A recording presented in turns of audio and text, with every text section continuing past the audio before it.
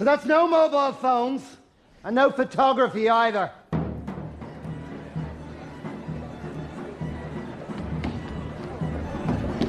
Tash!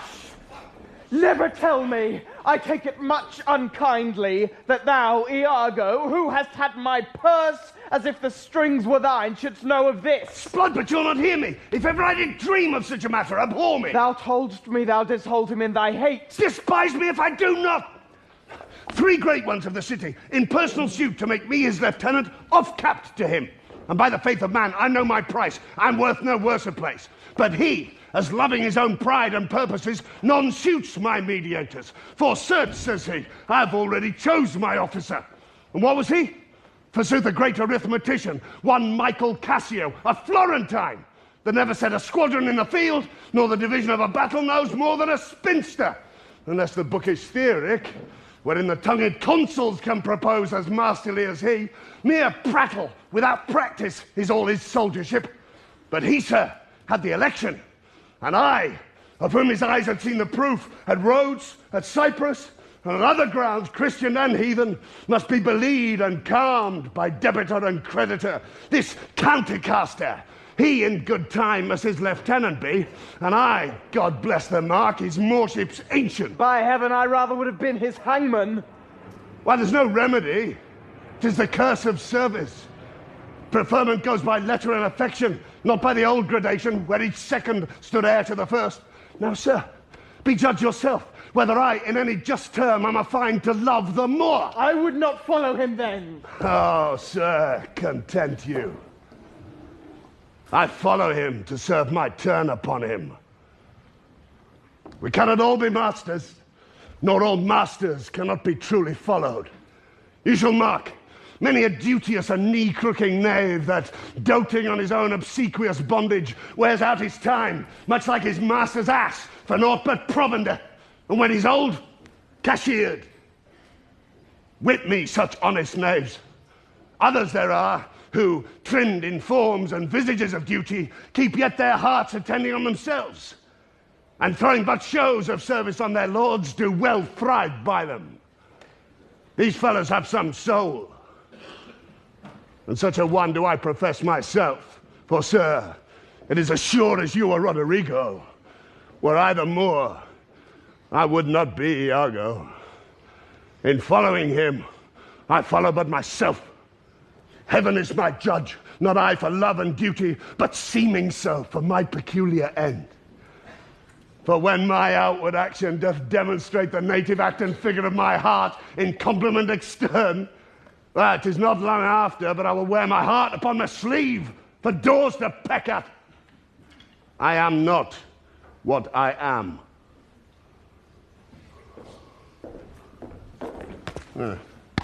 What a full fortune does the thick lips owe if he can carry it thus.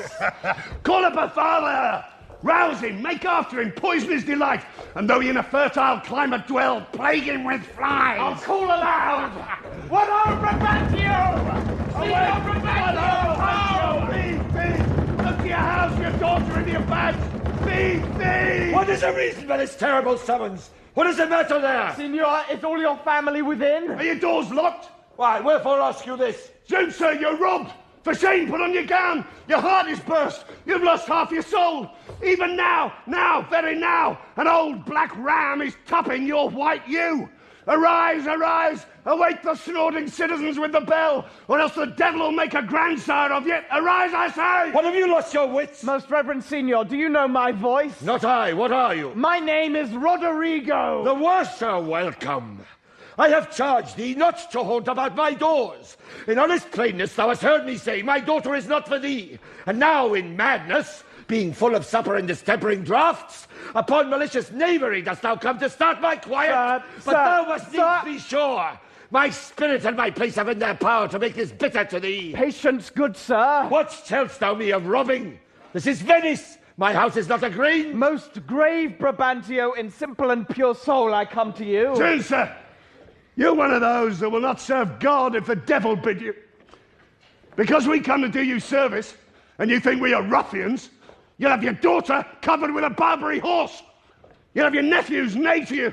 You'll have courses for cousins and jennets for Germans. What profane wretch art thou? I am one, sir, that comes to tell you your daughter and the Moor are now making the beast with two backs. Thou art a villain! You're a senator. This thou shalt answer. I know thee, Roderigo. Sir, I will answer anything, but I beseech you, if it be your pleasure and most wise consent, as partly I find it is, that your fair daughter, at this odd even and dull watch of the night, transported with no worse nor better guard, but with a knave of common hire, a gondolier, to the gross clasps of a lascivious Moor. If this be known to you and your allowance, we then have done you bold and saucy wrongs. But if you know not this, my manners tell me we have your wrong rebuke.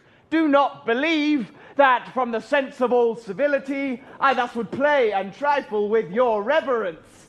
Your daughter, if you have not given her leave, I say again, hath made a gross revolt, tying her duty, beauty, wit, and fortunes in an extravagant and wheeling stranger of here and everywhere. Straight satisfy yourself. If she be in her chamber or your house, let loose on me the justice of the state for thus deluding you. Strike on the tinder ho! Get me a chamber, call up all my people. This accident is not unlike my dream. Belief of it oppresses me already. Light, I say! Light! Farewell, for I must leave you. It seems not meet nor wholesome to my place to be produced, as if I stay I shall, against the Moor. For I do know the state. However this may gall him with some check, cannot with safety cast him. For he's embarked with such loud reason to the Cyprus wars, which even now stands in act, that for their souls, another of his fathom, they have none to lead their business. In which regard, though I do hate him as I do hell pains, yet for necessity of present life, I must show out a flag and sign of love, which is indeed but sign. There you shall surely find him. Lead to the Sagittary, the raised search, and there will I be with him. So, farewell. It is too true an evil. Gone she is. And what's to come of my despised time is naught but bitterness. Now, Roderigo, where didst thou see her? Oh, unhappy girl. With the Moor, sayest thou? Who would be a father? How didst thou know 'twas she? Oh, she deceived me past thought. What said she to you? Get more tapers, raise all my kindred. Are they married, think you? Truly, I think they are. Oh, have now got she out. Oh, treason of the blood.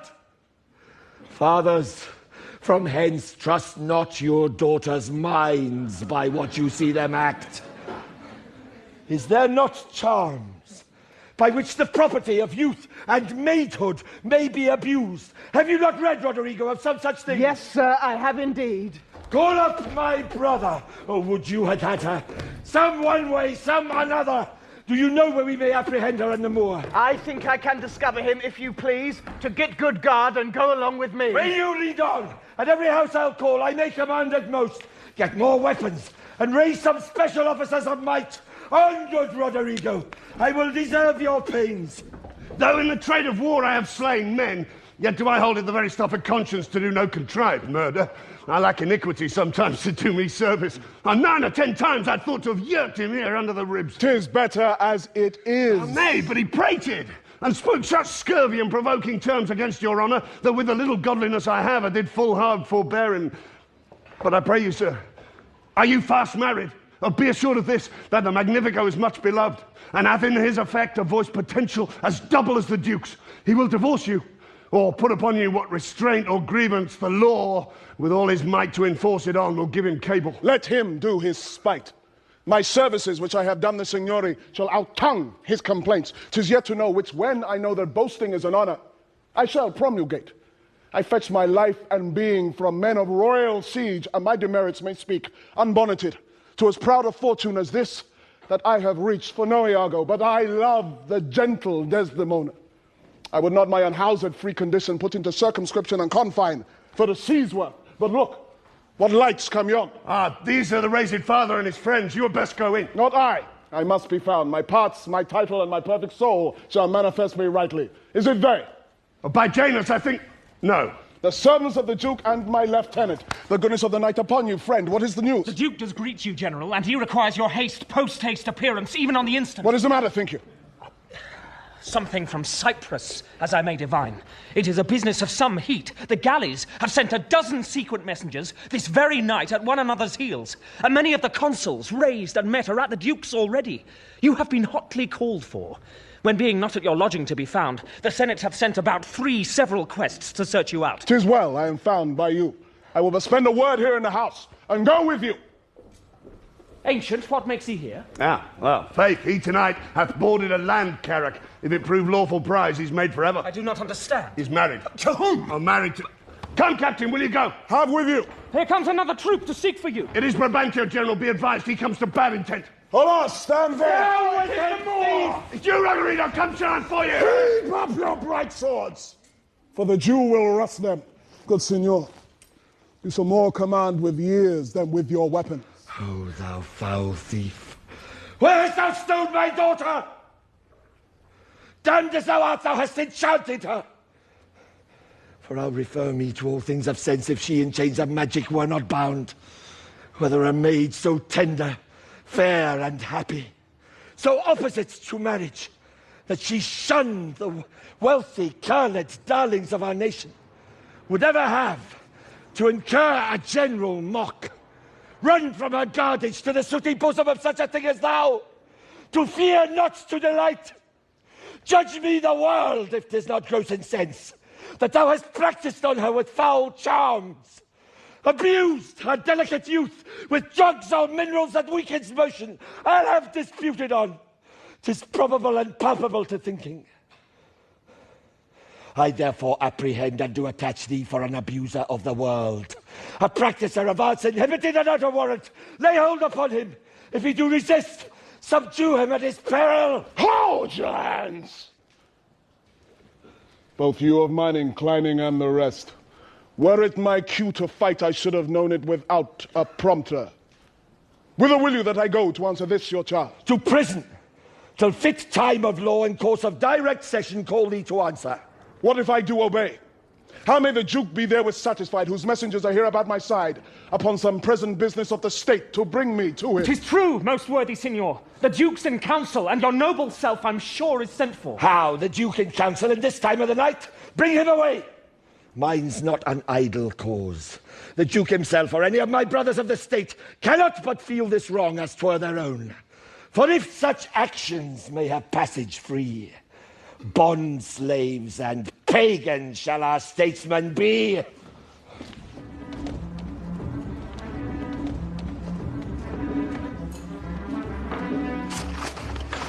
There is no composition in this news that gives them credit. Indeed, they are disproportioned. My letters say 107 galleys. And mine 140. And mine 200. But though they jump not on a just account, as in these cases where the aim reports 'tis oft with difference, yet do they all confirm a Turkish fleet and bearing up to Cyprus? Nay, it is possible enough to judgment. I do not so secure me in the error, but the main article I do approve in fearful sense. A messenger from the galleys. Now, what's the business?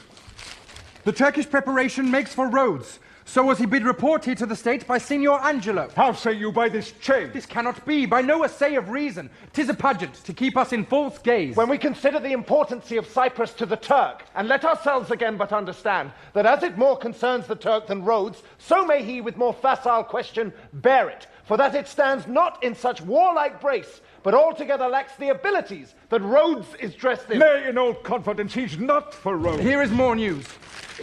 The Ottomites, reverend and gracious, steering with due course toward the Isle of Rhodes, have there enjointed them with an after fleet. Aye, so I thought. How many as you guess? Of 30 sail. And now they do re-stem their backward course, bearing with frank appearance their purposes towards Cyprus. Signor Montano, with his free duty, recommends you thus, and prays you to believe him. 'Tis certain, then, for Cyprus. Marcus Luchikos, is not he in town? He's now in Florence. Right from us, wish him post-haste dispatch. Here comes Brabantio. And the valiant Moor. Valiant Othello, we must straight employ you against the general enemy Ottoman. I did not see you. Welcome, gentle signor. We lacked your counsel and your help tonight. So did I yours. Could your grace pardon me? Neither my place, nor aught I heard of business hath raised me from my bed, nor doth the general care take hold on me. For my particular grief is of so floodgate and o'erbearing nature, that it engluts and swallows other sorrows, and it is still itself. Why? What's the matter? My daughter. Oh, my daughter. Dead. Aye, to me. She is abused, stolen from me, and corrupted by spells and medicines bought of mountebanks. For nature so preposterously to err, being not deficient, blind, or lame of sense, sans witchcraft could not. Whoe'er he be that in this foul proceeding hath thus beguiled your daughter of herself, and you of her, the bloody book of law you shall yourself read in the bitter letter, after your own sense, though our proper son stood in your action. Humbly I thank your grace. Here is the man, this Moor, whom now it seems your special mandate for the state affairs hath hither brought. We are very sorry for it. What in your own part can you say to this? Nothing, but this is so. Most potent, grave and reverend seniors, my very noble and approved good masters, that I have ta'en away this old man's daughter, it is most true. True, I have married her. The very head and front of my offending has this extent, no more. Rude am I in my speech, and little blessed with the soft phrase of peace. For since these arms of mine had 7 years' pith, till now some 9 moons wasted, they have used their dearest action in the tented field. And little of this great world can I speak more than pertains to feats of broil and battle, and therefore little will I grace my cause in speaking for myself. Yet, by your gracious patience, I will a round unvarnished tale deliver of my whole course of love. What drugs, what charms, what conjuration for magic I have, for this proceeding I am charged with all. I won his daughter. Look. A maiden never bold, of spirit so still and quiet that her motion blushed at herself. And she, in spite of nature, of years, of country, credit, everything, to fall in love with what she feared to look on. It is a judgment maimed and most imperfect, that will confess perfection so could err against all rules of nature, and must be driven to find out practices of cunning hell why this should be. I therefore vouch again, that with some mixtures powerful o'er the blood, or with some dram conjured to this effect, he wrought upon her. To vouch this is no proof, without more wider and more over test than these thin habits and poor likelihoods of modern seeming do prefer against him. But Othello, speak. Did you by indirect and foresaid courses subdue and poison this young maid's affections? Or came it by request and such fair question as soul to soul affordeth? I do beseech thee, send for the lady to the sagittary, and let her speak of me before her father, if you do find me foul in her report. The trust, the office I do hold of you, not only take away, but let your sentence even fall upon my life. Fetch Desdemona hither. Ancient, you best know the place. Until she come, as truly as to heaven I do confess the vices of my blood, so justly to your grave ears I'll present how I did thrive in this fair lady's love, and she in mine. Say it, Othello. Her father loved me, oft invited me, still questioned me the story of my life from year to year, the battles, sieges, fortunes that I had passed. I ran it through, even from my boyish days to the very moment that he bade me tell it, wherein I spake of most disastrous chances, of moving accidents by flood and field, of hair-breadth scapes in the imminent deadly breach, of being taken by the insolent foe and sold to slavery, of my redemption, that's importance in my travels history, wherein of antres vast and deserts idle, rough quarries, rocks and hills whose heads touch heaven, it was my hint to speak. Such was my process. And of the cannibals that each other eat, the anthropophagi, and men whose heads do grow beneath their shoulders. These things to hear would Desdemona seriously incline.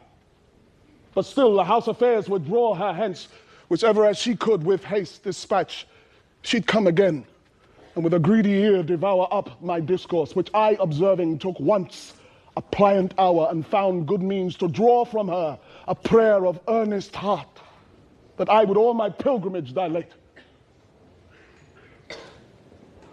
I did consent, and did often beguile her of her tears, when I did speak of some distressful stroke that my youth suffered. My story being done, she gave me for my pains a world of sighs. She swore in faith 'twas strange, 'twas passing strange, 'twas pitiful, 'twas wondrous pitiful. She wished she had not heard it, and yet she wished heaven had made her such a man. She thanked me, and bade me if I had a friend that loved her, I should but teach her how to tell my story, and that would woo her. Upon this hint I spake.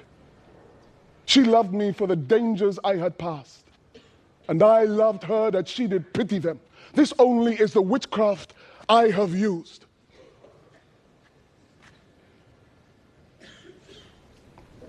Here comes the lady. Let her witness it. I think this tale would win my daughter too. Good Brabantio, take up this mangled matter at the best. Men do their broken weapons rather use than their bare hands. I pray you hear her speak. If she confessed that she was half the wooer, destruction on my head if my bad blood light on the man. Come hither, gentle mistress.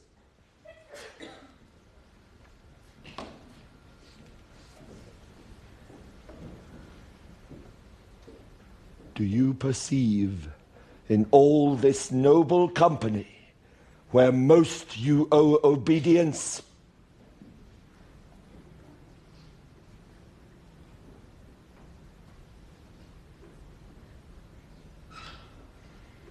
My noble father, I do perceive here a divided duty.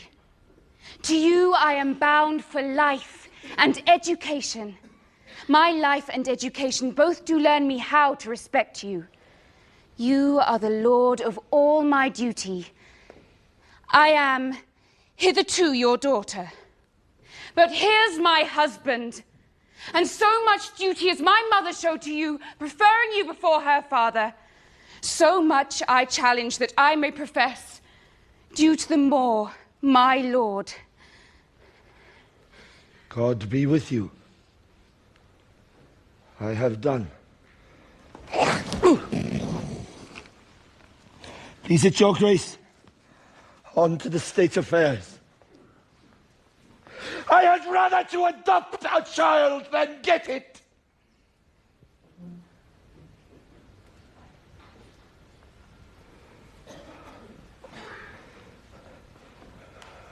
Come hither, Moor.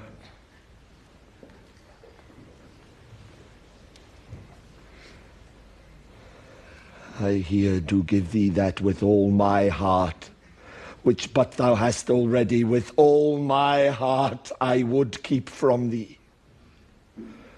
For your sake, jewel, I am glad at soul I have no other child, for thy escape would teach me tyranny to hang clogs on them. I have done, my lord. Let me speak like yourself, and lay a sentence which as a grise or step may help these lovers into your favour. To mourn a mischief that is past and gone is the next way to draw new mischief on. What cannot be preserved when fortune takes, patience her injury a mockery makes. The robbed that smile steals something from the thief. He robs himself that spends a bootless grief. So let the Turk of Cyprus us beguile. We lose it not so long as we can smile. He bears the sentence well that nothing bears but the free comfort which from thence he hears. But he bears both the sentence and the sorrow, that to pay grief must of poor patience borrow. But words are words. I never yet did hear that the bruised heart was pierced through the ear. I humbly beseech you, proceed to the affairs of state.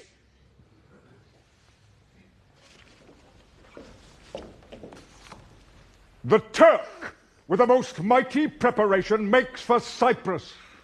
Othello, the fortitude of the place is best known to you, and though we have there a substitute of most allowed sufficiency, yet opinion, a more sovereign mistress of effects, throws a more safer voice on you.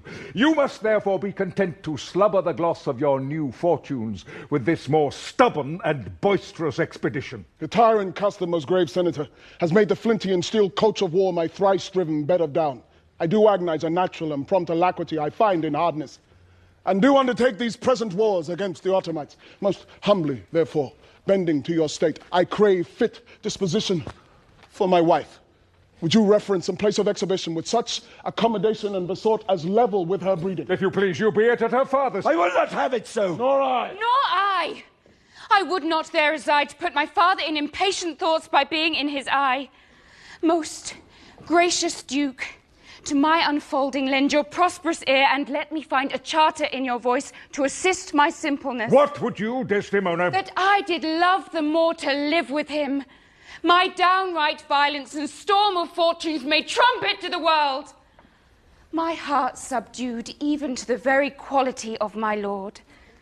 I saw Othello's visage in his mind, and to his honours and his valiant parts did I my soul and fortunes consecrate, so that, dear lords, if I be left behind a moth of peace and he go to the war, the rights for which I love him are bereft me, and I a heavy interim shall support by his dear absence.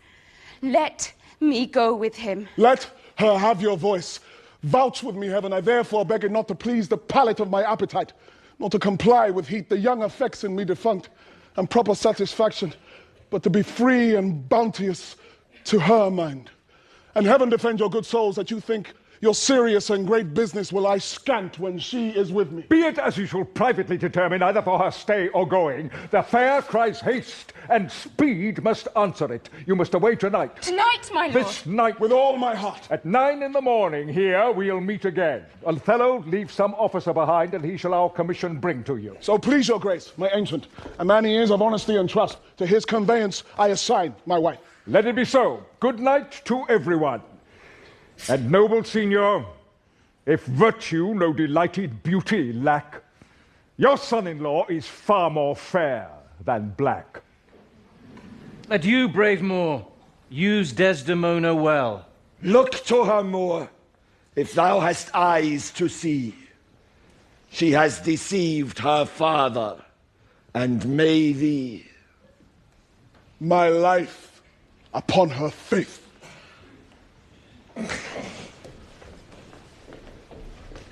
Honest Iago, my Desdemona must I leave to thee. I prithee, let thy wife attend on her, and bring them after in the best advantage. Come, Desdemona, I have but an hour of love, of worldly matter and direction to spend with thee.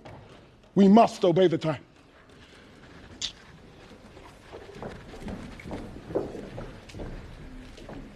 Iago, What sayest thou, noble heart? what will I do, thinkst thou? Why, go to bed and sleep. I will incontinently drown myself. If thou dost, I shall never love thee after. Why, thou silly gentleman? It is silliness to live when to live is torment. And then have we a prescription to die when death is our physician. Oh, villainous. I've looked upon the world for 6 times 7 years, and since I could distinguish betwixt a benefit and an injury, I never found a man that knew how to love himself. Ere I would say I would drown myself for the love of a guinea hen, I would change my humanity with a baboon. What should I do? I confess it is my shame to be so fond, but it is not in my virtue to amend it. Virtue, a fig! 'Tis in ourselves that we are thus or thus. Our bodies are our gardens, to the which our wills are gardeners, so that if we will plant nettles or sow lettuce, set hyssop and weed up thyme, supplied with one gender of herbs or distract it with many, either to have it sterile with idleness or manured with industry, why the power and corrigible authority of this lies in our wills.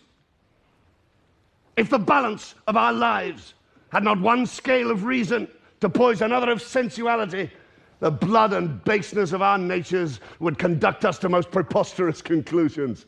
But we have reason to cool our raging motions, our carnal stings, our unbeaten lusts. Whereof I take this that you call love to be a sect or science. It cannot be! It is merely a lust of the blood and a permission of the will. Can't be a man. Drown thyself. Drown cats and blind puppies. I profess me thy friend, and I confess me knit to thy deserving with cables of perdurable toughness. I could never better stead thee than now. Put money in thy purse. Follow thou the wars. Defeat thy favour with an usurped beard. I say put money in thy purse. It cannot be long that Desdemona shall continue her love to the Moor. Put money in thy purse, nor he his to hers. It was a violent commencement, and thou shalt see an answerable sequestration. Put but money in thy purse. But these Moors are changeable in their wills. Fill thy purse with money. The food that to him now is as luscious as locusts shall be to him shortly as acerb as the Colla Quintida. She must change for youth. When she is sated with his body, she will find the error of her choice. She must have change. She must. Therefore, put money in thy purse. If thou will needs damn thyself, do it a more delicate way than drowning. Fill thy purse with money. If sanctimony and a frail vow betwixt an erring barbarian and a super-subtle Venetian be not too hard for my wits and all the tribe of hell, thou shalt enjoy her. Therefore, put money in thy purse. Pox of drowning thyself. It is clean out of the way. Seek thou rather to be hanged encompassing thy joy than to be drowned and go without her. Wilt thou be fast to my hopes if I depend on the issue? Thou art sure of me. Traverse, go, provide thy money. I have told thee often, and I retell thee again and again, I hate the Moor. My cause is hearted, thine hath no less reason. Let us be conjunctive in our revenge against him. If thou canst cuckold him, thou dost thyself a pleasure, and me a sport. There are many events in the womb of time which will be delivered. Traverse, go, provide thy money. We'll have more of this tomorrow. Adieu. Where shall we meet in the morning? At my lodgings. I'll be with thee betimes. Go to, farewell. Do you hear, Roderigo? What say you? No more of drowning. Do you hear? I am changed. Go to, farewell. Put money enough in your purse. I'll sell all my land! Thus do I ever make my fool my purse. For I mine own gained knowledge should profane if I would time expend with such a snipe, but for my sport and profit. I hate the Moor. And it is thought abroad that twixt my sheets he's done my office. I know not if be true, but I for mere suspicion in that kind will do as if for surety. He holds me well, the better shall my purpose work on him. Cassio's a proper man. Let me see now. To get his place and to plume up my will. A double knavery. How? Let's see. After some time, to abuse Othello's ear that he is too familiar with his wife. He hath a person and a smooth disposed to be suspected, framed to make women false. The Moor is of a free and open nature that thinks men honest that but seem to be so, and will as tenderly be led by the nose as asses are. I have. It is engendered. Hell and night must bring this monstrous birth to the world's light.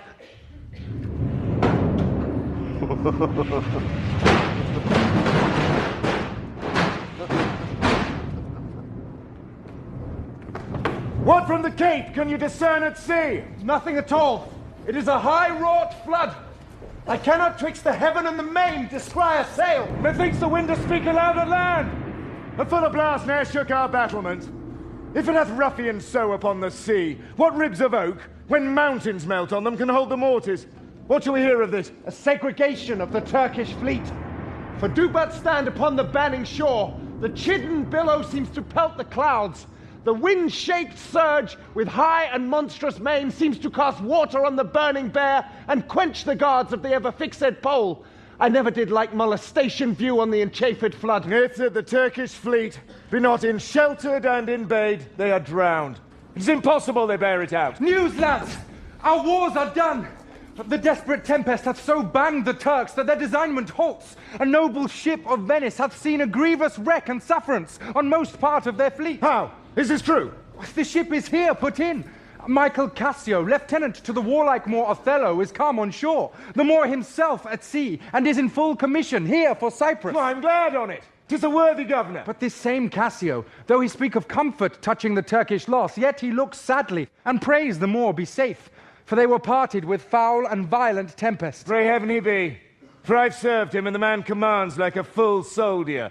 Let's to the seaside hoe, as well to see the vessel that's come in, as to throw out our eyes for brave Othello. Thanks you, the valiant of this warlike isle, that so approve the Moor. Oh, let the heavens give him defence against the elements, for I have lost him on a dangerous sea. Is he well shipped? His bark is stoutly timbered, and his pilot is a very expert and approved allowance. Therefore my hopes, not surfeited to death, stand in bold cure. What noise? On the brow of the sea stand ranks of people, and they cry a sail. My hopes to shape him for the governor.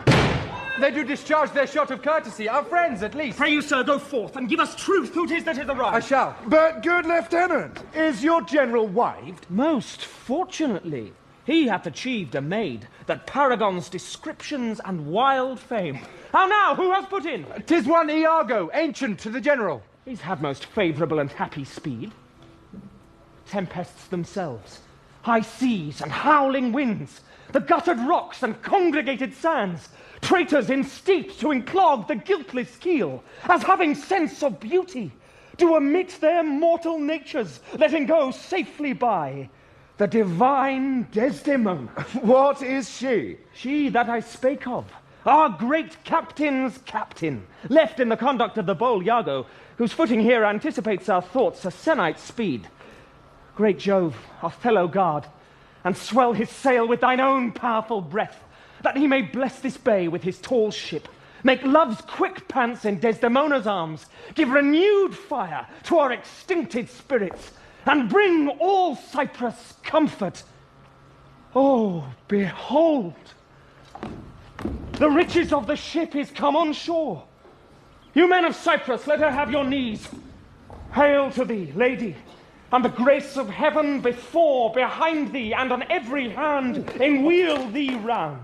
I thank you, valiant Cassio.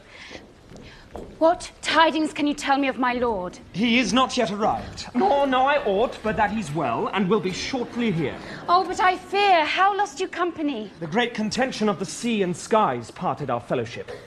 But hark, a sail! They give their greeting to the citadel. This likewise is a friend. See for the news. Good ancients, you're welcome. Welcome, mistress. Oh, let it not gall your patience, good Iago, that I extend my manners. 'Tis my breeding that gives me this bold show of courtesy. Sir, would she give you so much of her tongue as of her lips she often throws on me, you'd have enough. Alas, she has no speech. Oh, in faith, too much. I find it still when I have leave to sleep. Marry, before your ladyship, I grant she puts her tongue a little in her heart and chides with thinking. You have little cause to say so. Oh, come on, come on. Oh, you are pictures out of door. Bells in your parlours, wildcats in your kitchens, saints in your injuries, devils being offended, players in your housewifery, and housewives in your beds. Oh, fie upon thee, slanderer. Nay, it is true, or else I am a Turk. You rise to play and go to bed to work. You shall not write my praise. No, let me not. Do not learn of him, Amelia, though he be thy husband. How say you, Cassio? Is he not a most profane and liberal counsellor? He speaks home, madam. You may relish him more in the soldier than in the scholar. He takes her by the palm. Aye, well said, whisper. With as little a web as this will I ensnare as great a fly as Cassio. Aye, smile upon her, do, I will jive thee in thine own courtship. Oh, you say true, 'tis so indeed. If such tricks as these strip you out of your lieutenantry, it had been better you had not kissed your 3 fingers so oft, which now again you're most apt to play the sir in. Oh, very good, well kissed, an excellent courtesy. Oh, 'tis so indeed. Yet again your fingers to your lips. Would they were clister pipes for your sake. The Moor, I know his trumpet. 'Tis truly so. Let's meet him and receive him. Lo, where he comes. Oh, my fair warrior. My dear Othello. It gives me wonder, great as my content to see you here before me. Oh, my soul's joy, if after every tempest comes such calms, may the winds blow till they have wakened death, and let the laboring bark climb hills of seas Olympus high, and duck again as low as hells from heaven. If it were now to die, 'twere now to be most happy, for I fear my soul hath her content, so absolute that not another comfort like to this succeeds an unknown fate. Oh, the heavens forbid, but that our loves and comforts should increase, even as our days do grow. Amen to that, sweet powers. I cannot speak enough of this content, it stops me. Here, it is too much of joy. And this?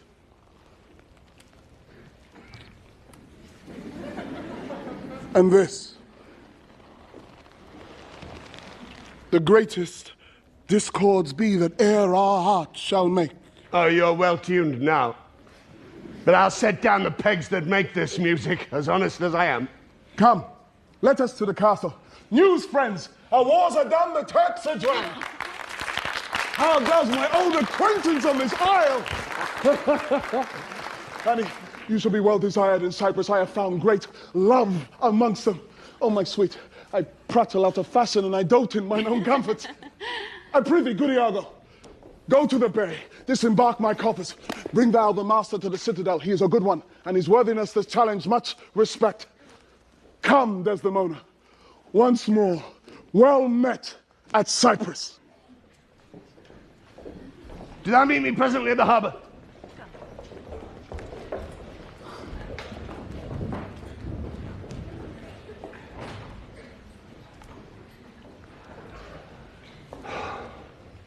Come hither. Oh. If thou beest valiant, as they say, base men being in love have then a nobility in their natures more than is native to them, list me. The lieutenant tonight watches on the court of guard. First I must tell thee this, Desdemona is directly in love with him. With him? Why, 'tis not possible. Lay thy finger thus, and let thy soul be instructed. Mark me, with what violence she first loved the Moor, but for bragging and telling of fantastical lies. And will she love him still for prating? Let not thy discreet heart think it. Her eye must be fed, and what delight can she have to look on the devil? When the blood is made dull with the act of sport, there should be again to inflame it, and to give satiety a fresh appetite, loveliness in favour, sympathy in years, manners and beauties, all of which the Moor is defective in. Now, for want of these required conveniences, her delicate tenderness will find itself abused. Begin to heave the gorge, disrelish and abhor the Moor, very nature will instruct her in it and compel her to some second choice. Now, sir, this granted, who stands so eminent in the degree of this fortune as Cassio does? Oh, why none? Why none? Either knave is handsome, young, hath all those requisites in him that folly and green minds look after. A pestilent, complete knave, and the woman hath found him already. I cannot believe that in her. She's full of most blessed condition. Blessed fig's end. And the wine she drinks is made of grapes. If she'd been blessed, she would never have loved the Moor. Blessed pudding. Didst thou not see her paddle with the palm of his hand? Didst not mark that? Yes, that I did, but that was but courtesy. Lechery! By this hand! An index and obscure prologue to the history of lust and foul thoughts. They met so near with their lips that their breaths embraced together.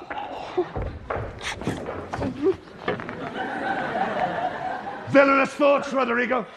When these mutabilities so marshal the way, hard at hand comes the master and main exercise, the incorporate conclusion. But, sir, be you ruled by me. I have brought you from Venice.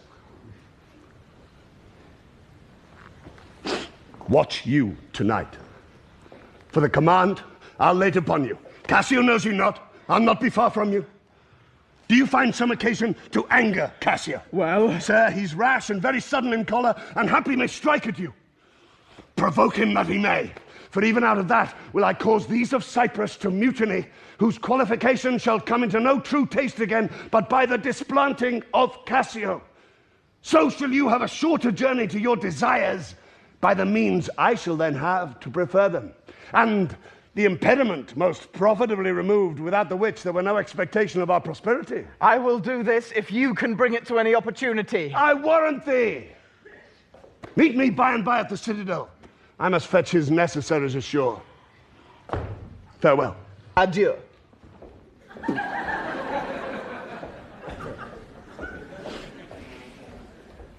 That Cassio loves her, I do well believe it.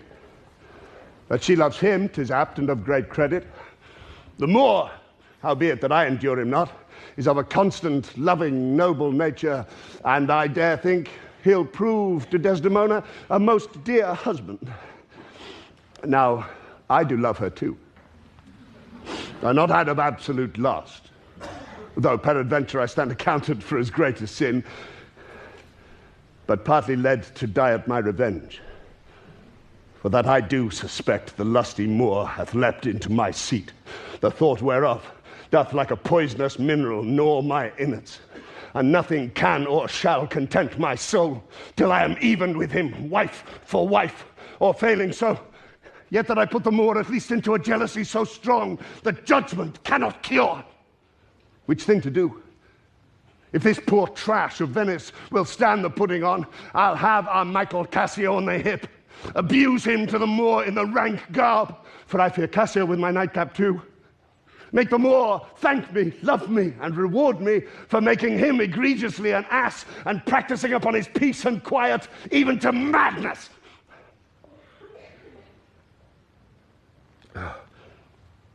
'Tis here, but yet confused. Knavish plain face is never seen till used.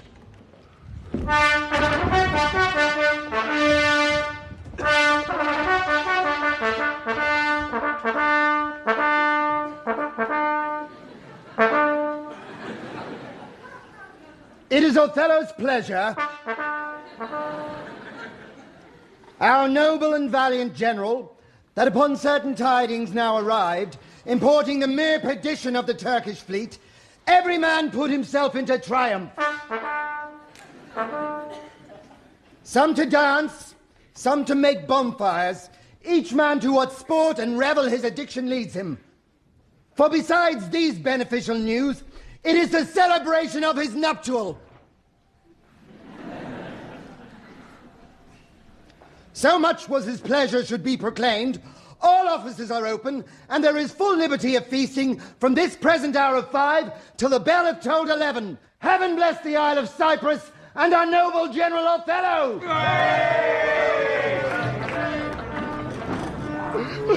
Good Michael, look you to the guard tonight. Let's teach ourselves that honorable stop, not to outsport discretion. Iago hath direction what to do, yet notwithstanding, with my personal eye will I look to it. Iago is most honest. Michael, good night. Tomorrow, with your earliest, let me have speech with you. Come, my dear love. The purchase made, the fruits are to ensue. That profit's yet to come, between me and you. Good night.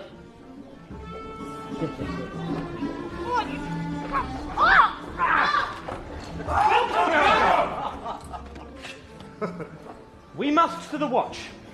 Oh, not this hour, Lieutenant. It's not yet 10 of the clock. Our general cast us thus early for love of his Desdemona, who let us not therefore blame.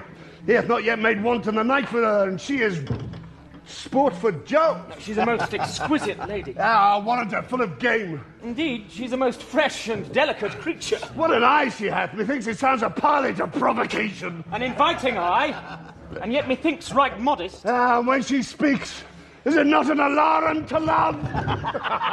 She is indeed perfection. Ah, well, happiness to their sheets. Come, Lieutenant, I have here a stoup of wine, and without a brace of Cyprus gallants that would fain have a measure to the health of Black Othello. Not tonight, good Iago. I have very poor and unhappy brains for drinking. I could well wish courtesy would invent some other custom of entertainment. Oh, but they are our friends. But 1 cup. I'll drink for you. I have drunk but 1 cup tonight, and that was craftily qualified too. And behold what innovation it makes here. I am infortunate in the infirmity, and dare not task my weakness with any more. Why, man, 'tis a night of revels! The gallants desire it! Where are they? They are but here at the door. I pray you call them in. I'll do it, but it dislikes me. I can fasten but 1 cup upon him. With that which he hath drunk tonight already, he'll be as full of quarrel and offence as my young mistress' dog. Now, my sick fool Roderigo, whom love hath turned almost the wrong side out, to Desdemona hath tonight caroused potations pottle deep, and he's to watch. 2 else of Cyprus, noble swelling spirits, that hold their honours in a wary distance, have I tonight flustered with flowing cups, and they watch too. Now, amongst this flock of drunkards, am I to set our Cassio in some action that may offend the isle? And here they come, in consequence to but approve my dream. My boat sails freely both with wind and stream. Poor God, they've given me a rouse already. Good faith, a little one. Not past a pint, as I'm a soldier. Wide ho! And let me the cannikin clink, clink, and let me the cannikin clink. A soldier's a man, man's life's but a span. Why then let a soldier drink? Why then let a soldier drink? Some white wine! Oh, God, an excellent song. I learned it in England, where indeed they are most potent in potting. You're Dane, you're German, you're swag-bellied Hollander, drink out! And nothing to your English. Is your Englishman so exquisite in his drinking? What? He will drink you with facility. You're Dane, dead drunk. Sweats not to overthrow your Alamein. He'll give you Hollander a vomit ere the next bottle can be filled. To the health of our general. I'm for it, Lieutenant, and I'll do you justice.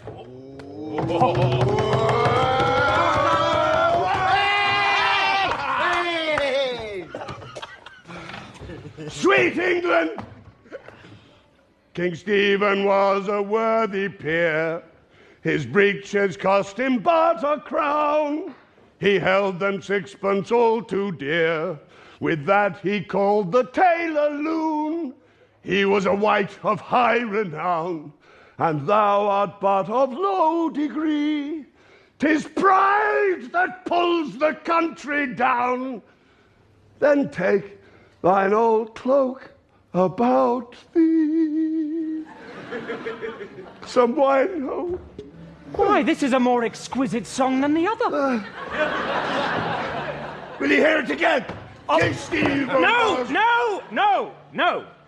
For I hold him to be unworthy of his place that does those things.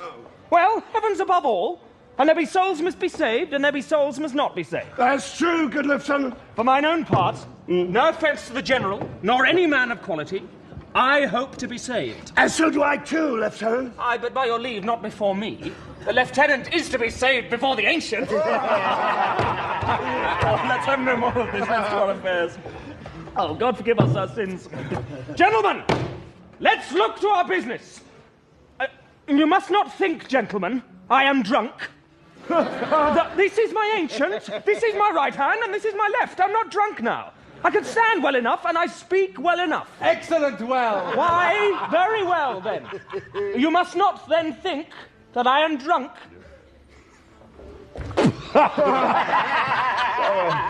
To the platform, masters. Come, let's set the watch. Do you see this fellow that has gone on before?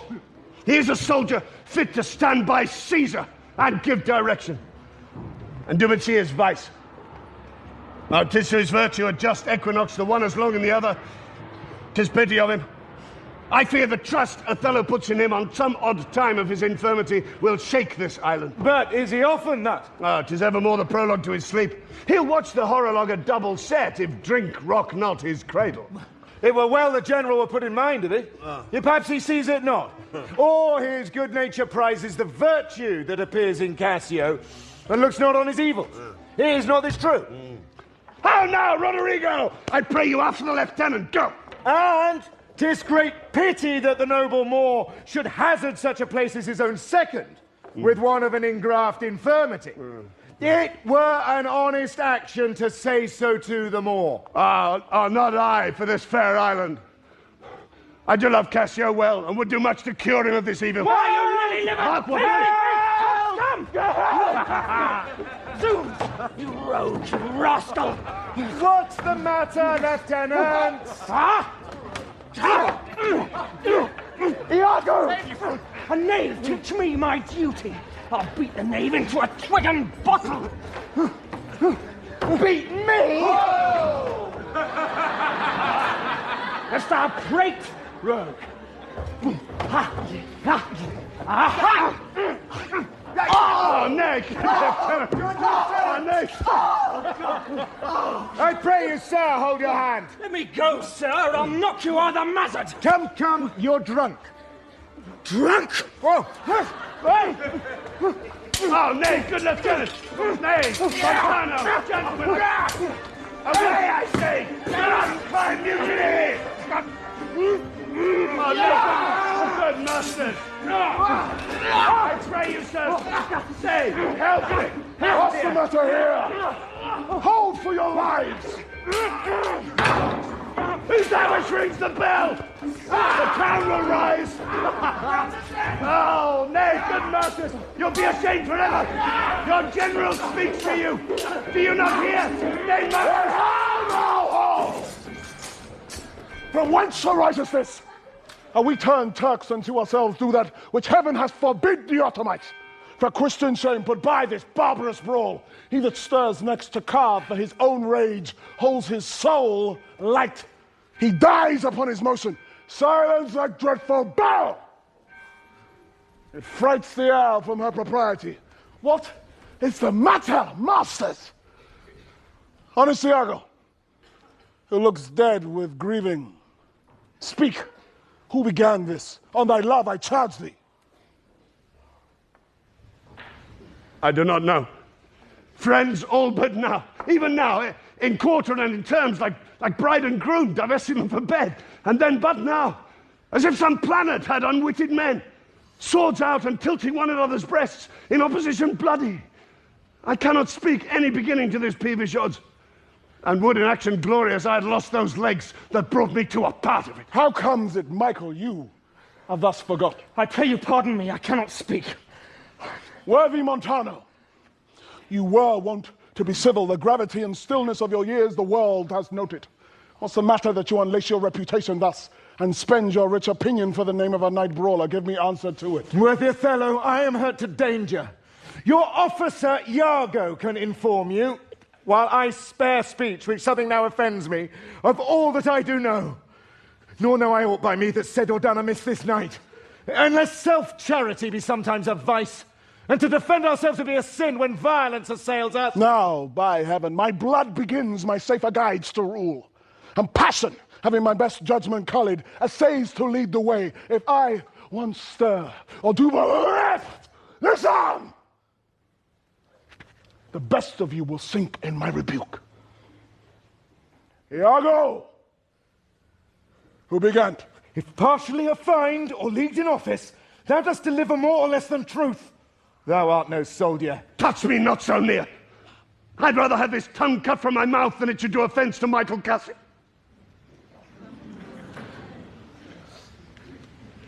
Yet I persuade myself to speak the truth shall nothing wrong him. This it is, General. Montano and myself being in speech, there comes a fellow crying out for help, and Cassio following with determined sword to execute upon him. Sir, this gentleman steps into Cassio and entreats his pause. More of this matter cannot I report. But men are men.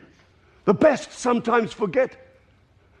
Though Cassio did some little wrong to him, as men in rage strike those that wish them best, yet surely Cassio, I believe, received from him that fled some gross injury that patience could not pass. I know, Iago, thy honesty and love doth mince this matter, making it light to Cassio. Cassio, I love thee, but nevermore be officer of mine. Look, if my gentle love be not raised up, I'll make thee an example. What is the matter, dear? All's well, sweeting, come away to bed. Sir, for your hurts, myself will be your surgeon. Lead him off. Iago, look with care about this town and silence those whom this vile brawl distracted. Come, my dear love. 'Tis a soldier's life to have their balmy slumbers waked with strife.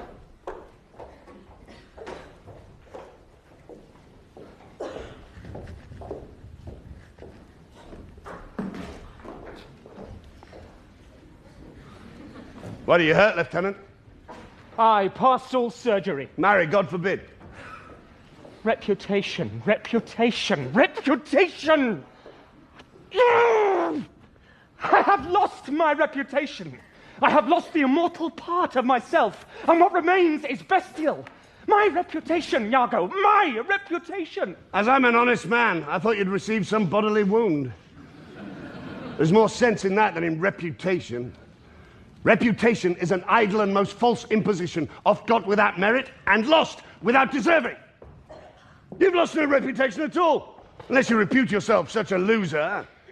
Why, what man, there are ways to recover the general again. You're but now cast in his mood. It's a punishment more in policy than in malice. Sue to him again and he's yours. I will rather sue to be despised than to deceive so good a commander with so drunk, so slight, and so indiscreet an officer. Drunk, and speak parrot, and squabble, swagger, swear, and discourse fustian with one's own shadow. Oh, thou invisible spirit of wine, if thou hast no name to be known by, let us call thee devil! What was he that you followed with your sword? What had he done to you? I know not. It's possible. I remember a mass of things, but nothing distinctly. A quarrel, but nothing wherefore. Oh, God, that men should put an enemy in their mouths to steal away their brains. That we should, with joy, pleasance, revel, and applause, transform ourselves into beasts. Why, but you're now well enough. How came you thus recovered? It hath pleased the devil drunkenness to give place to the devil wrath. One unperfectness shows me another to make me frankly despise myself. Oh, come, come. Good wine is a good familiar creature if it be well used. Exclaim no more against it. And, good Lieutenant, I think you think I love you. I have well approved it, sir. I drunk! You or any man living may be drunk at a time, man!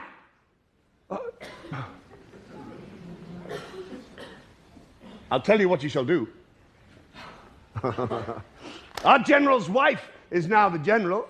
I may say so in this respect, for that he hath devoted and given himself up to the contemplation, mark, and denotement of her parts and graces. Confess yourself freely to her. Importune her help to put you in your place again. She is of so free, so kind, so apt, so blessed a disposition, she holds it a vice in her goodness not to do more than she has requested. This broken joint between you and her husband, request her to splinter, and my fortunes against any lay worth naming, this crack of your love shall grow stronger than it was before. You advise me well. I protest in the sincerity of love and honest kindness. I think it freely, and betimes in the morning I will beseech the virtuous Desdemona to undertake for me. I'm desperate of my fortunes if they check me here. Ah, you're in the right, Lieutenant. Good night, Lieutenant.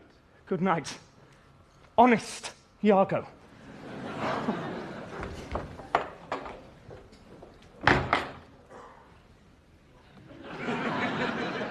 And what's he then that says I play the villain? When this advice is free, I give, and honest. probal to thinking, and indeed the course to win the Moor again. For 'tis most easy the inclining Desdemona to subdue in any honest suit, and then for her to win the Moor were to renounce his baptism, all seals and symbols of redeemed sin. His soul is so enfettered to her love that she may make, unmake, do what she list, even as her appetite shall play the god with his weak function. How am I then a villain to counsel Cassio to this parallel course, directly to his good? Divinity of hell! When devils will the blackest sins put on, they do suggest at first with heavenly shows, as I do now.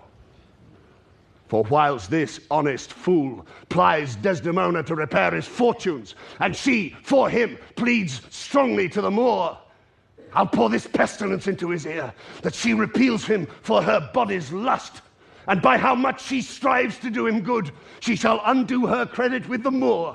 Thus will I turn her virtue into pitch, and out of her own goodness make the net that shall enmesh them all. How now, Roderigo? I do follow here in the chase, not like a hound that hunts, but one that fills up the cry. My money is almost spent. I have been tonight exceedingly well cudgelled, and I think the issue will be I shall have so much experience for my pains. And so, with no money at all, and a little more wit, return again to Venice. How poor are they that have not patience? What wound did ever heal but by degrees? Thou knowest, we work by wit and not by witchcraft, and wit depends on dilatory time. Does not go well? Cassio hath beaten thee, and thou by that small hurt hath cashiered Cassio. Though other things grow fair against the sun, yet fruits that blossom first will first be ripe. Content thyself a while. Now, by the mast 'tis morning. Pleasure and action make the hours seem short. Oh. Retire thee. Go where thou art billeted. Away, I say, thou shalt no more hereafter. Nay! Get thee gone.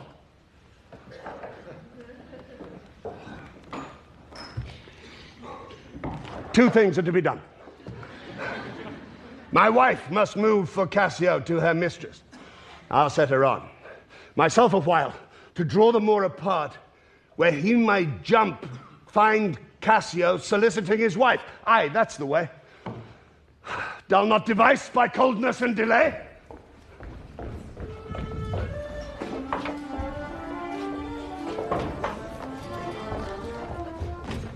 Masters, play here. I will content your pains. Something that's brief. And bid good morrow, General.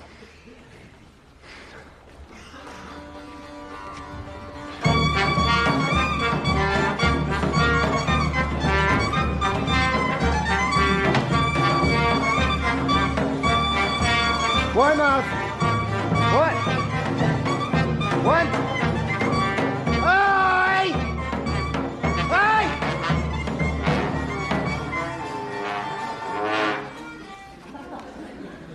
Why, masters, have your instruments been in Naples that they speak at the nose thus? Ow, sir! Ow! Are these, I pray you, wind instruments? I marry, are they, sir? Oh, thereby hangs a tale. Whereby hangs a tale, sir? Marry, sir, by many a wind instrument that I know. But, masters, here's money for you. And the general so likes your music that he desires you for love's sake to make no more noise with it. If you have any music that may not be heard, to it again. But as they say, to hear music the general does not greatly care. We have none such, sir. Then put up your pipes in your bag, for I'll away. Go! Vanish into air!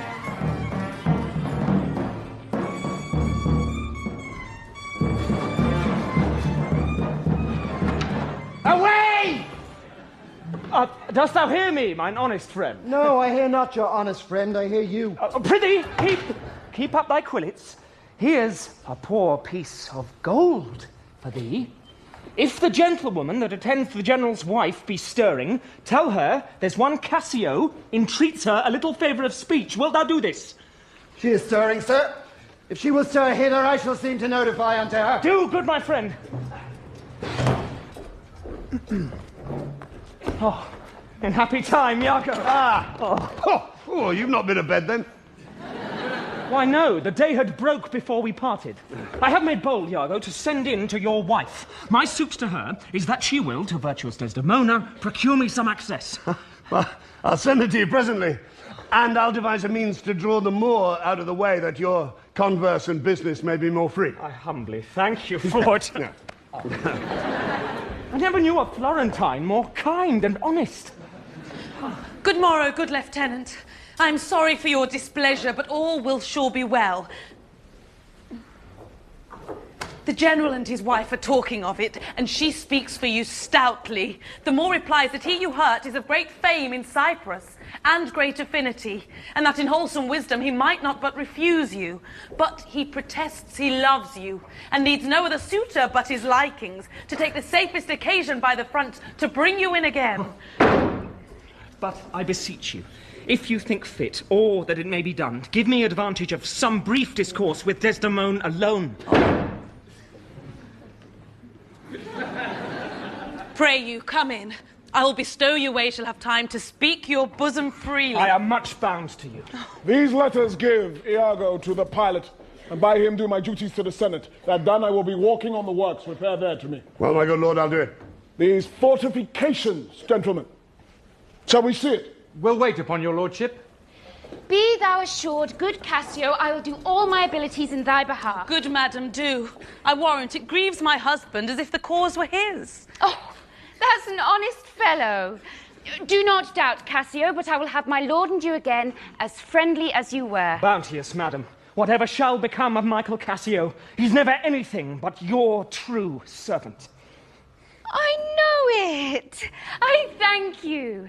You do love my lord. You have known him long, and be you well assured, he shall in strangeness stand no farther off than in a politic distance. Aye, but lady, that policy may either last so long, or feed upon such nice and water-rich diet, or breed itself so out of circumstance, that I being absent and my place supplied, my general will forget my love and service. Do not doubt that. Before Amelia here, I give thee warrant of thy place. Assure thee, if I do vow a friendship, I'll perform it to the last article. My lord shall never rest. I'll watch him tame and talk him out of patience. His bed shall seem a school, his board a shrift. I'll intermingle everything he does with Cassio's suit. Therefore be merry, Cassio, for thy solicitor shall rather die than give thy cause away. Madam, here comes my lord. Madam, I'll take my leave. Why stay and hear me speak? Madam, not now. I'm very ill at ease, unfit for mine own purposes. Well, do your discretion. I like not that. What dost thou say? Nothing, my lord, or if... I know not what. Was not that Cassio parted from my wife? Cassio, my lord? No, sure, I cannot think it that he would steal away so guilty-like, seeing you coming. I do believe 'twas he. How now, good lord? I have been talking with a suitor here, a man that languishes in your displeasure. Who is't you mean? Why, your Lieutenant Cassio. Good my lord, if I have any grace or power to move you, his present reconciliation take. For if he be not one that truly loves you, that errs in ignorance and not in cunning, I have no judgment in an honest face. I prithee call him back. Went he hence now? Yes, faith. So humbled that he hath left part of his grief with me to suffer with him. Good love, call him back. Not now, sweet Desdemona, some other time. But shall be shortly? The sooner, sweet, for you. Shall be tonight at supper? No, not tonight. Oh, tomorrow dinner then? I shall not dine at home. I meet the captains at the citadel. Why then tomorrow night? or Tuesday morn, on Tuesday noon, or night, on Wednesday morn. I prithee name the time, but let it not exceed 3 days. In faith he's penitent, and yet his trespass in our common reason, save that they say the wars must make example out of her best, is not almost a fault to incur a private check. When shall he come? Tell me, Othello. I wonder in my soul what you would ask me that I should deny or stand so mammering on. What? Michael Cassio, that came a-wooing with you, and so many a time when I have spoke of you dispraisingly have ta'en your part, to have so much to do to bring him in. By a lady, I could do much. I prithee no more. Let him come when he will. I will deny thee nothing. Why, this is not a boon. 'Tis as I should entreat you wear your gloves, or feed on nourishing dishes, or keep you warm, or sue to you to do a peculiar profit to your own person. Nay, when I have a suit wherein I mean to touch your love indeed, it shall be full of poise and difficult weight, and fearful to be granted. I will deny thee nothing. Whereon I do beseech thee, grant me this, to leave me but a little to myself. Shall I deny you? No. Farewell, my lord. Farewell, my Desdemona. I will come to thee straight. Amelia, come. Be as your fancies teach you. Whate'er you be, I am obedient. Excellent wretch. Perdition catch my soul, but I do love thee. And when I love thee not, chaos has come again.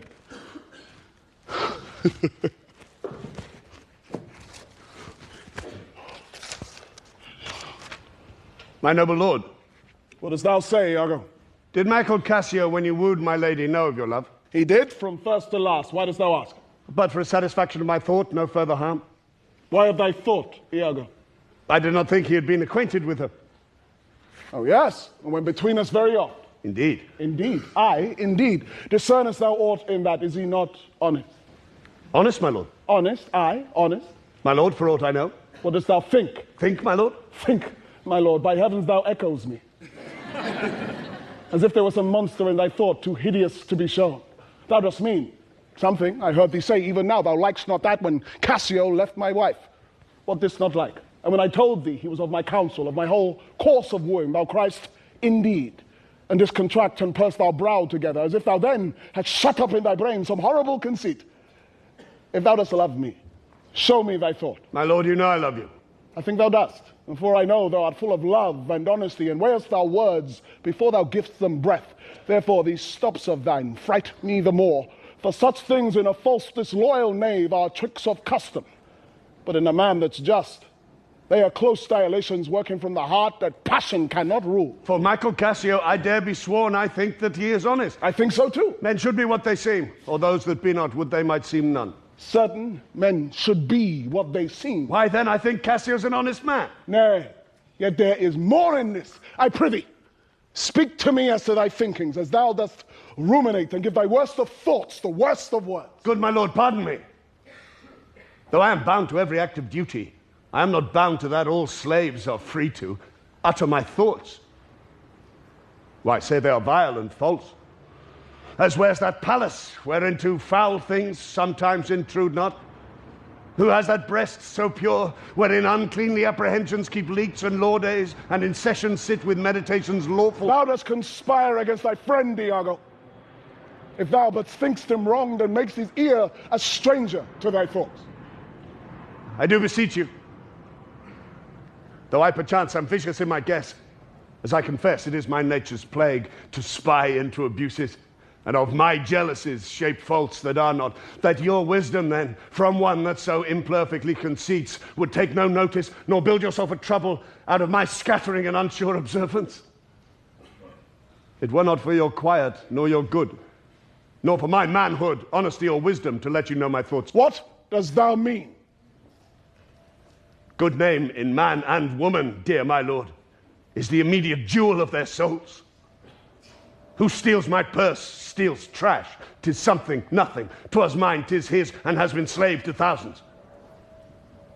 But he that filches from me my good name, robs me of that which not enriches him and makes me poor indeed. By heaven, I'll know thy thoughts. You cannot if my heart were in your hand, nor shall not whilst 'tis in my custody. Ah! Beware, my lord, of jealousy. It is the green-eyed monster that doth mock the meat it feeds on. That cuckold lives in bliss, who certain of his fate loves not his wronger. But oh, what damned minutes tells he o'er, who dotes, yet doubts, suspects, yet soundly loves. Oh, misery! Poor and content is rich, and rich enough, but rich's fineness is as poor as winter. To him that ever fears he shall be poor. Good God, the souls of all my tribe defend from jealousy. Why? Why is this? Thinkst thou I'd make a life of jealousy? To follow still the changes of the moon with fresh suspicions? No. To be once in doubt is once to be resolved. Exchange me for a goat, when I shall turn the business of my soul to such ex officate and blown surmises matching thy inference. 'Tis not to make me jealous, to say my wife is fair, feeds well, loves company, is free of speech, sings, plays, and dances. Where virtue is, these are more virtuous, nor from mine own weak merit will I draw the smallest fear or doubt of her revolt. For she had eyes, and chose me. No, Iago, I'll see before I doubt. When I doubt, prove, and on the proof there is no more but this. Away at once with love or jealousy. I am glad to hear this, for now I shall have reason to show the love and duty that I bear you with franker spirit. Therefore, as I am bound, receive it from me. I speak not yet of proof. Look to your wife. Observe her well with Cassio. Wear your eyes thus, not jealous nor secure. I would not have your free and noble nature out of self-bounty be abused. Look to it. I know our country disposition well. In Venice, they do let heaven see the pranks they dare not show their husbands. Their best conscience is not to leave undone, but keep unknown. Dost thou say so? She did deceive her father, marrying you. And when she seemed to shake and fear your looks, she loved them most. And so she did. Why, go to then. She that so young could give out such a seeming to seal her father's eyes up close as oak, he thought 'twas witchcraft. But I am much to blame. I humbly do beseech you of your pardon for too much loving you. I am bound to thee forever. I see this hath a little dashed your spirits. Not a jot. Not a jot. In faith, I fear it has. I hope you will consider what is spoke comes from my love. But I do see you are moved. I am to pray you not to strain my speech to grosser issues, nor to larger reach than to suspicion. I will not. Should you do so, my lord, my speech would fall into such vile success as my thoughts aimed not at. Cassio's my worthy friend. My lord, I see you are moved. No, not much moved. I do not think but Desdemona is honest. Long live she so, and long live you to think so. And yet, how nature erring from itself. Aye, there's the point. As to be bold with you, not to effect many proposed matches of her own clime, complexion, and degree, whereto we see in all things nature tends. One may smell in such a will most rank, foul disproportions, thoughts unnatural. But pardon me, I do not in position distinctly speak of her, though I may fear her will, recoiling to her better judgment, may fall to match you with her country forms, and haply repent. Farewell. Farewell. If more thou dost perceive, let me know more. Set on thy wife to observe. Leave me, Iago. My lord, I take my leave. Why did I marry? This honest creature doubtless sees and knows more, much more than he unfolds. My lord, I would entreat your honor to scan this thing no further. Leave it to time. Although 'tis fit that Cassio have his place, for sure he fills it up with great ability, yet if you please to hold him off a while, you shall by that perceive him and his means. Note if your wife strain his entertainment with any strong or vehement importunity. Much will be seen in that. In the meantime, let me be thought too busy in my fears, as worthy cause I have to fear I am, and hold her free. I do beseech your honor. Fear not my government. I once more take my leave.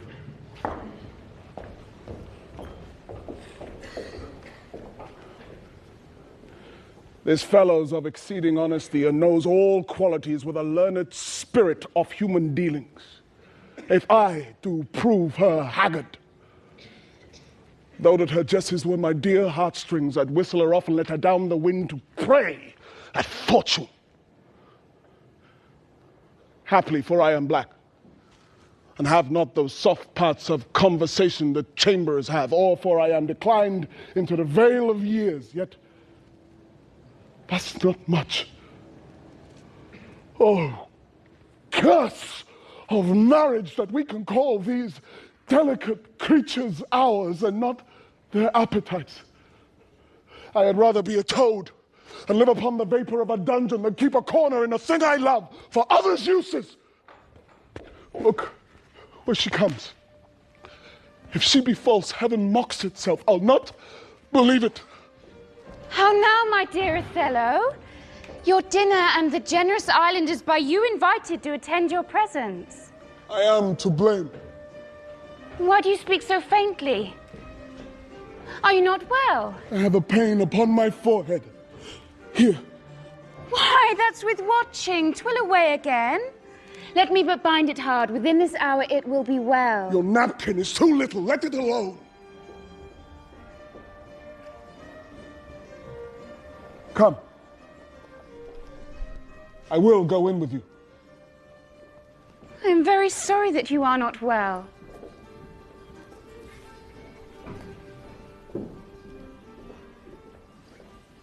I'm glad I have found this napkin. This was her first remembrance from the moor. My wayward husband hath 100 times wooed me to steal it. But she so loves the token, for he conjured her she should ever keep it, that she reserves it evermore about her to kiss and talk to. I'll have the work taken out and give it Iago. What he will do with it, heaven knows, not I. I nothing but to please his fantasy.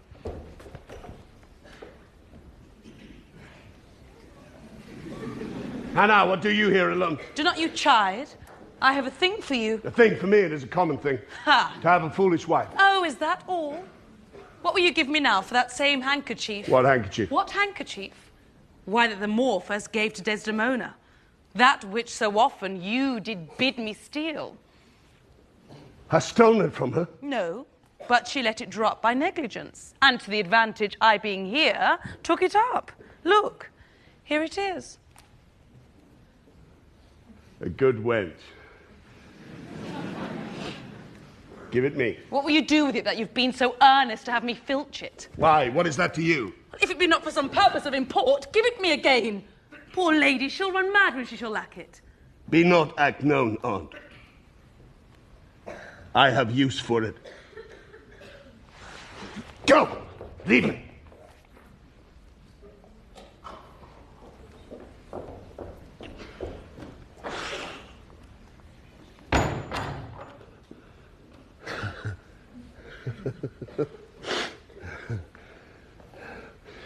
In Cassio's lodging will I lose this napkin, and let him find it.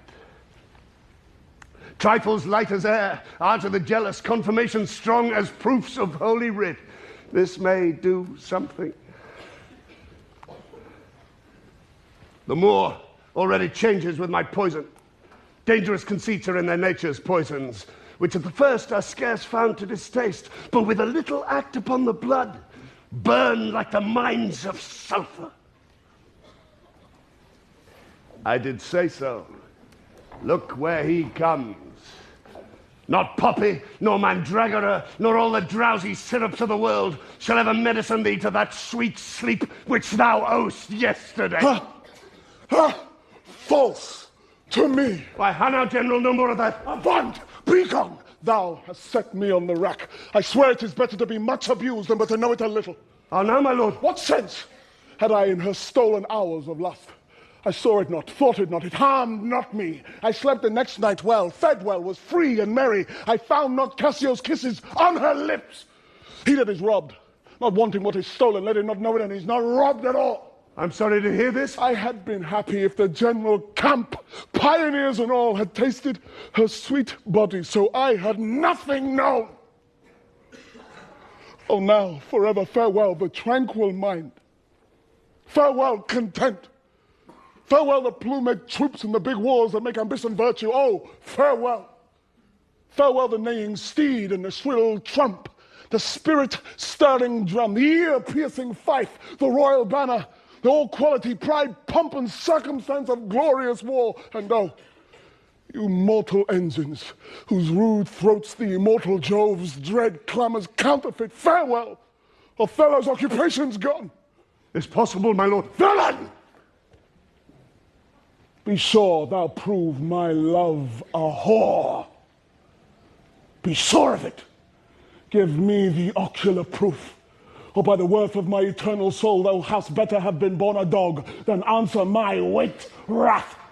It's come to this. Make me to see it, or at the least so prove it that the probation bear no hinge nor loop to hang a doubt on, or woe upon thy life. My noble if lord. thou dost slander her, to torture me, never pray more. Abandon all remorse. On horror's head, horrors accumulate. Do these to make heaven weep, all earth amazed. For nothing canst thou to damnation add, greater than that. Oh, grace, oh, heaven defend me.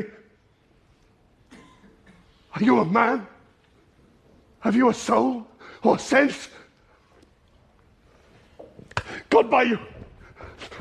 Take mine office. Oh, wretched fool that loves to make thine honesty a vice. Oh, monstrous world. Take note, O world. To be direct and honest is not safe. I thank you for this profit, and from hence I'll love no friend, sith love breeds such offence. Nay, stay, thou shouldst be honest. I shall be wise, for honest is a fool and loses that it works for. By the world! I think my wife be honest and think she is not. I think that thou art just and think thou art not. I'll have some proof. Her name, that was as fresh as Dian's visage, is now begrimed and black as mine own face. If there be cords or knives, poison or fire, or suffocating streams, I'll not endure it. Would I were satisfied! My lord, I see you're eaten up with passion. I do repent me that I put you to it. You would be satisfied. Would? Nay. And I will. And may. But how? How satisfied, my lord? Would you, the supervisor, grossly gape on, behold her topped? Death and damnation all! It were a tedious difficulty, I think, to bring them to that prospect. What then? How then? Where's satisfaction? What shall I say? It is impossible you should see this.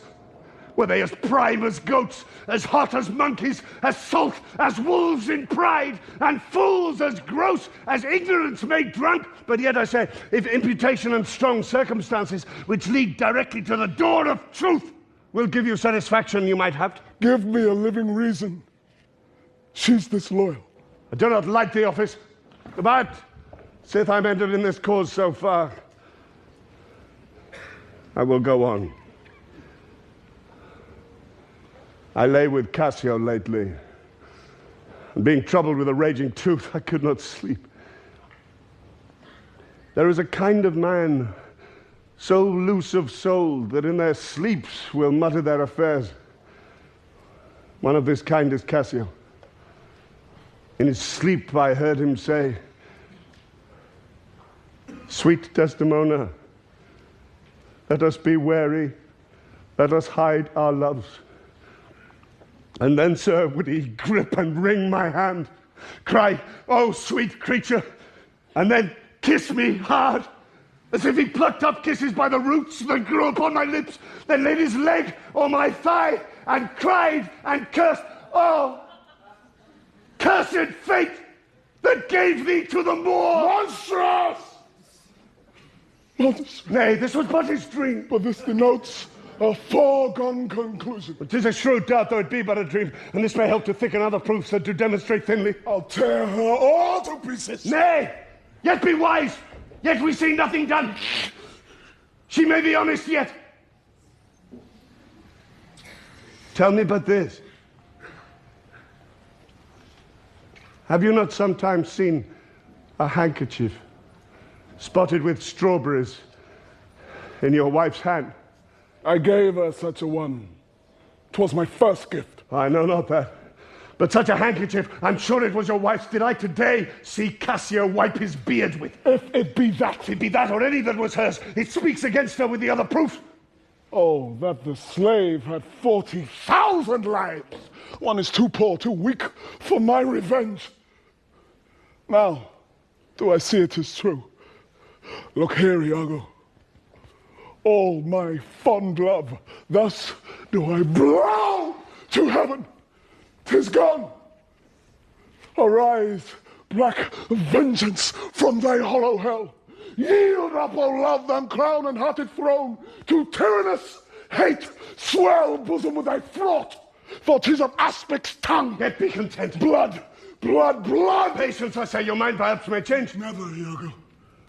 Like to the Pontic sea, whose icy current and compulsive course ne'er keeps retiring ebb, but keeps due on to the Pontic and the Hellespont. Even so, my bloody thoughts with violent pace shall ne'er look back, ne'er ebb to humble love, till that a capable and wide revenge swallow them up.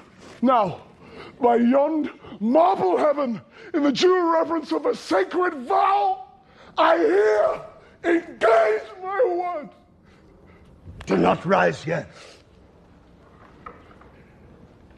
Witness, you ever-burning lights above, you elements that clip us round about.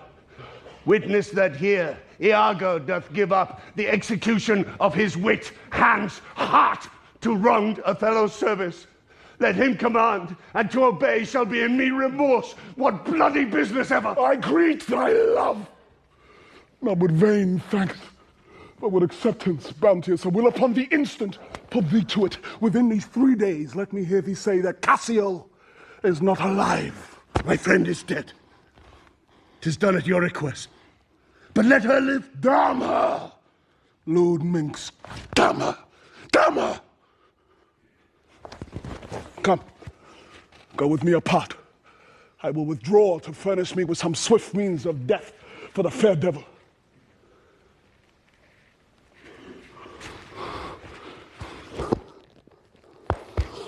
Now art thou my lieutenant. I am your own, forever.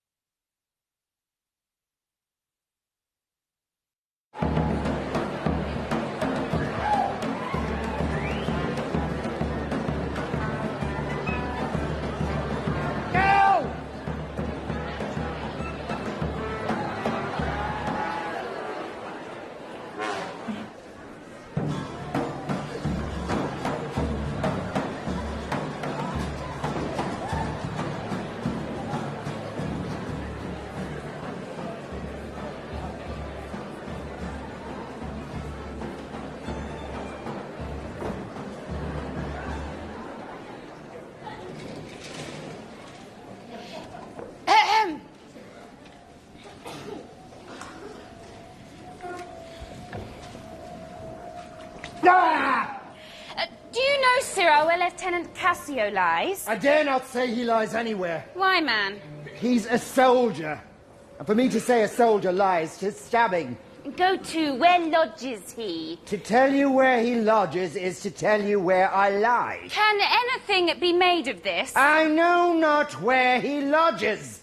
And for me to devise a lodging and say he lies here or he lies there were to lie in mine own throat. Can you inquire him out and be edified by report? I will catechize the world for him, That is, make questions and by them answer. Seek him, bid him come hither, tell him I've moved my lord on his behalf, and hope all will be well. To do this is within the compass of man's wit, and therefore I will attempt the doing it.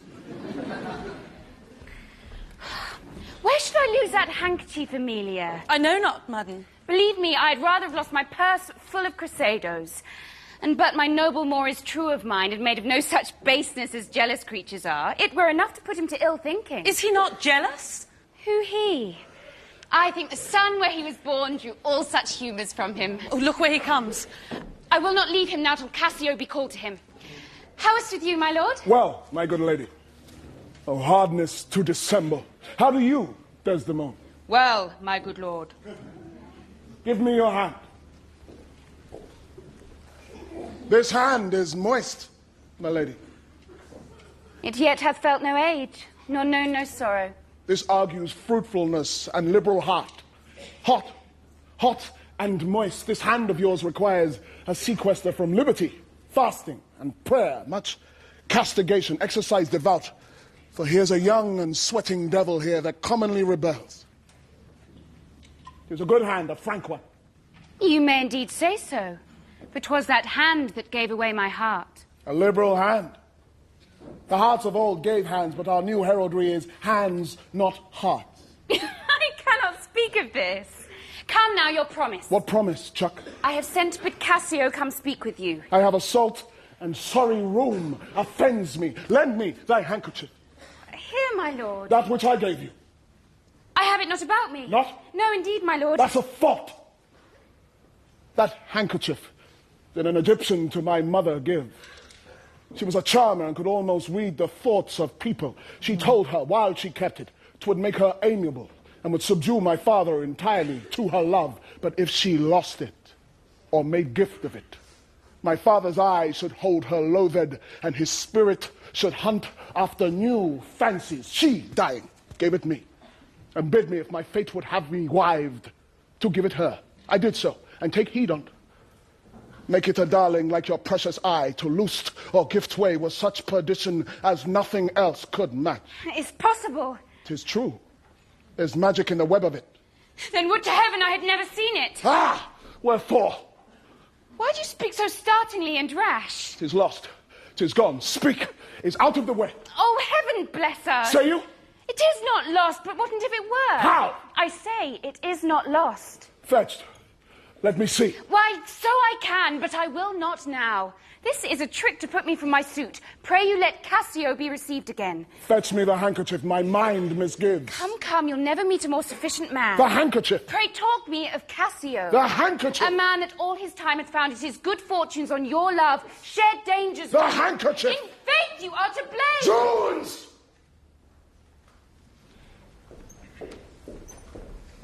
Is not this man jealous? I ne'er saw this before. Sure, there's some wonder in his handkerchief. I am most unhappy in the loss of it. Oh, 'tis not a year or two shows us a man. They're all but stomachs, and we all but food. They eat us hungrily, and when they are full, they belch us. Look you, Cassio and my husband. There is no other way, 'tis she must do it, and lo the happiness, go and importune her. How now, good Cassio? What's the news with you? Madam, my former suit, I do beseech you that by your virtuous means I may again exist and be a member of his love, whom I, with all the office of my heart, entirely honour. I would not be delayed. If my offence be of such mortal kind that nor my service past, nor present sorrows, nor purposed merit in futurity can ransom me into his love again, but to know so must be my benefit. So shall I clothe me in a forced content, and shut myself up in some other course to fortune's arms. Alas, thrice gentle Cassio, my advocation is not now in tune. My lord is not my lord, nor should I know him were he in favour as in humour altered. So help me, every spirit sanctified, as I have spoken for you all my best, and stood within the blank of his displeasure for my free speech. You must a while be patient. What I can do, I will, and more I will than for myself I dare. Let that suffice you. Is my lord angry? He went hence but now, and certainly in strange unquietness. Can he be angry? I've seen the cannon when it hath blown his ranks into the air, and like the devil from his very arm puffed his own brother. And is he angry?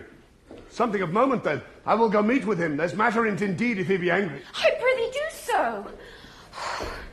Something sure of state, either from Venice or some unhatched practice made demonstrable here in Cyprus to him, hath puddled his clear spirit. And in such cases men's natures wrangle with inferior things, though great ones are their object. Well, 'tis even so. For let our finger ache, and it endues our other healthful members even to a sense of pain. Nay, we must think men are not gods, nor of them look for such observancy as fits the bridal. Beshrew me much, Amelia. I was, unhandsome warrior as I am, arraigning his unkindness with my soul. But now I find I had suborned the witness, and he's indicted falsely. Pray heaven it be state matters as you think, and no conception nor no jealous toy concerning you. Alas the day I never gave him cause. But jealous souls will not be answered so. They are not ever jealous for the cause, but jealous for their jealous. 'Tis a monster, begot upon itself, born on itself. Oh, heaven keep that monster from Othello's mind. Lady, amen. I will go seek him. Cassio, walk hereabout. If I do find him fit, I'll move your suit and seek to effect it to my uttermost. I humbly thank your ladyship. Save you, friend Cassio. What make you from home? How is't with you, my most fair Bianca? Indeed, sweet love, I was coming to your house. And I was going to your lodging, Cassio. What? Keep a week away. 7 days and nights. 8 hours. And lovers' absent hours more tedious than the dial 8 times. A weary reckoning. Pardon me, Bianca. I have this while with leaden thoughts been pressed. But I shall, in a more continuate time, strike off this score of absence. Sweet Bianca. Take me this work out. Oh, Cassio, whence came this? Oh!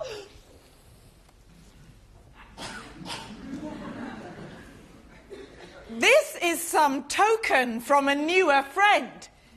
To the felt absence, now I feel a cause. It's come to this! Well! You too, woman! And throw your vile guesses in the devil's teeth from whence you have them. You're jealous now that this is from some mistress, some remembrance. Why, whose is it? I know not neither. I found it in my chamber. Oh! I like the work. Well, ere it be demanded, as like enough it will, I would have it copied. Take it and do it, and leave me for this time. Leave you? Wherefore? I do attend here on the general, and think it no addition, nor my wish, to have him see me woman. Why, I pray you? Not that I love you not. But that you do not love me. I pray you, bring me on the way a little, and say if I shall see you soon at night. 'Tis but a little way that I can bring you, for I attend here, but I'll see you soon. 'Tis very good. I must be circumstanced.